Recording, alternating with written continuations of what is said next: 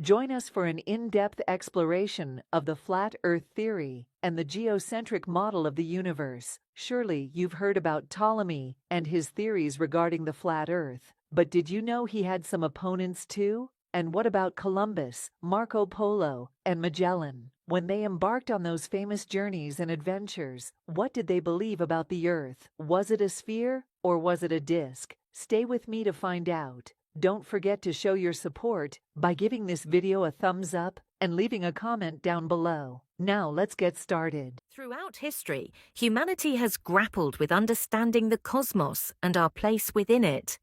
One of the most enduring debates revolves around the shape of the Earth and the structure of the universe. From ancient civilizations to the Renaissance, various theories and models have been proposed, challenged, and refined, leading to significant shifts in our understanding of cosmology. The heart of this exploration is Claudius Ptolemy, a towering figure in ancient astronomy. Ptolemy's work, Almagest, compiled in the 2nd century AD, presented a comprehensive treatise on the geocentric model of the universe. In Ptolemy's cosmology, the Earth was considered the stationary center of the universe, around which the sun, moon, planets, and stars orbited in perfectly circular paths. This model was heavily influenced by the philosophical and scientific traditions of ancient Greece, particularly the works of Aristotle and Hipparchus. Ptolemy's geocentric model held sway for centuries, but it was not without its detractors. One notable opponent was Aristarchus of Samos, who proposed a heliocentric model of the universe, with the sun at the center and the Earth revolving around it. However, Aristarchus's revolutionary ideas were largely ignored during his time, and Ptolemy's geocentric model remained dominant. The Roman era saw the adoption and further development of Ptolemaic cosmology. Roman astronomers such as Geminus contributed to the refinement of astronomical theories and observations, solidifying the geocentric view of the universe in Western thought.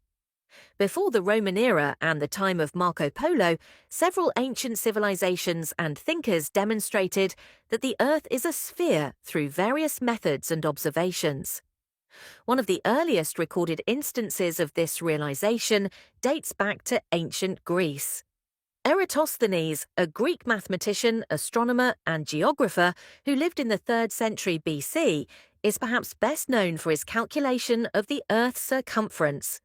By measuring the angle of the sun's rays at 2 different locations on Earth, Alexandria and Siena, and knowing the distance between them, Eratosthenes was able to estimate the Earth's size with remarkable accuracy. His method demonstrated that the Earth's surface is curved, indicating a spherical shape. While not providing direct empirical evidence, the Greek philosopher Pythagoras, circa 6th century BC, and his followers proposed that the Earth was a sphere based on philosophical reasoning and observations of celestial phenomena. Pythagoras believed in the harmony of the spheres and argued that the most perfect shape for celestial bodies, including the Earth, was a sphere. The ancient Greek philosopher Aristotle, circa 4th century BC, also supported the idea of a spherical Earth. In his work On the Heavens, Aristotle observed the curved shadow of the Earth during a lunar eclipse and deduced that the Earth's shape must be spherical. He also noted that different constellations could be seen at different latitudes, further supporting the idea of a curved Earth. Fast forward to the Age of Exploration, and we encounter figures like Marco Polo, Christopher Columbus, and Ferdinand Magellan. Despite living in an era of expanding knowledge and exploration, these individuals were already aware of the spherical nature of the Earth. Polo's travels in the 13th century provided first-hand evidence of Earth's curvature, while Columbus and Magellan embarked on voyages that further confirmed this understanding. However, it was during the Renaissance that the foundations of modern cosmology were laid.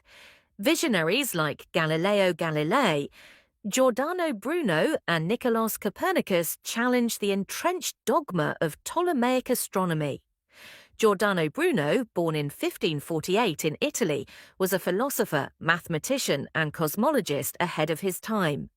Bruno proposed an infinite universe filled with countless worlds, challenging the anthropocentric view of creation. He advocated for a heliocentric model of the universe, asserting that the Earth was not the center of the cosmos. Bruno's radical ideas brought him into conflict with religious authorities, leading to his condemnation for heresy.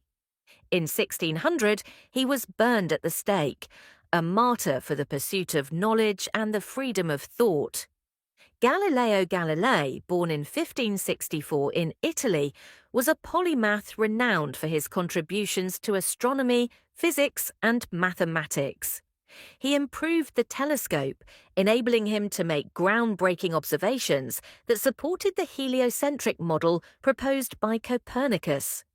Galileo's discoveries, including the phases of Venus and the moons of Jupiter, provided empirical evidence for heliocentrism. Despite his scientific achievements, Galileo faced vehement opposition from the Catholic Church, which saw his support for heliocentrism as heretical. He was tried by the Inquisition, forced to recant his views, and spent the rest of his life under house arrest.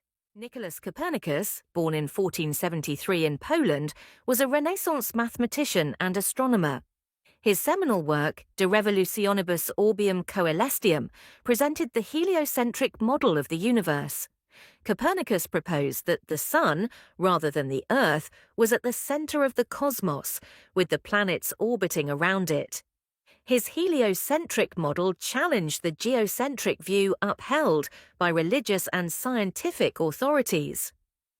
Although Copernicus faced criticism during his lifetime, his ideas laid the groundwork for modern astronomy. The discoveries of Galileo, Bruno, and Copernicus were met with fierce opposition from religious institutions, particularly the Roman Catholic Church.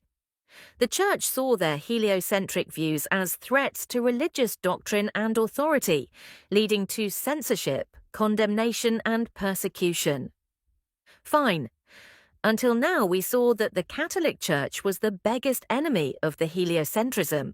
However, eventually, who convinced this organization that the Earth is not the center of the universe? Well, this person was a German man named Johannes Kepler. Kepler was born on December 27, 1571, in Weil der Stadt, in what is now Germany. He showed an early aptitude for mathematics and astronomy and pursued higher education in these fields. Kepler studied at the University of Tübingen, where he excelled in mathematics and received a Lutheran scholarship to continue his studies. Kepler's contributions were certainly crucial in providing a mathematical framework for heliocentrism through his laws of planetary motion and in advocating for a reconciliation between scientific discoveries and religious beliefs. However, the acceptance of heliocentrism was a complex process that involved the cumulative efforts of multiple individuals over several centuries. He formulated 3 laws of planetary motion, which provided a mathematical framework for understanding the motion of celestial bodies in a heliocentric system. Kepler's laws replaced the complex and inaccurate system of epicycles and deference proposed by Ptolemy and refined by Copernicus.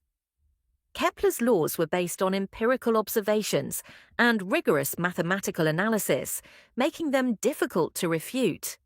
Unlike Galileo, Kepler sought to reconcile his scientific discoveries with religious beliefs, particularly those of the Catholic Church.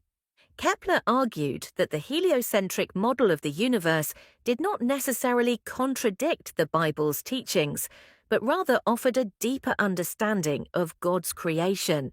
His efforts to bridge the gap between science and religion helped to alleviate some of the Church's concerns about heliocentrism. While Kepler's work played a significant role in advancing heliocentrism and gaining acceptance within the scientific community, it was not until much later that the Catholic Church officially recognized the heliocentric model. In 1822, the Catholic Church removed Galileo's works from the Index of Forbidden Books, signaling a tacit acceptance of heliocentrism. Finally, in 1992, Pope John Paul II officially acknowledged that the Church had erred in condemning Galileo, acknowledging the validity of heliocentrism as a scientific theory.